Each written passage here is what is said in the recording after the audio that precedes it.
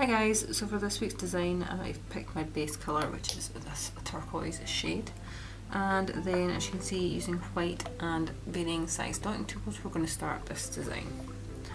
First of all, we're going to do the 5 petaled flower.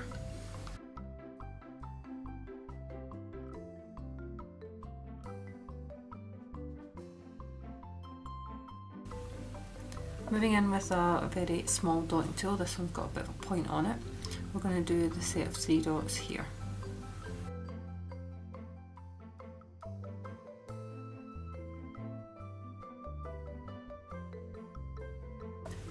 Then we're going to do 3 dots on opposite corners of the nail.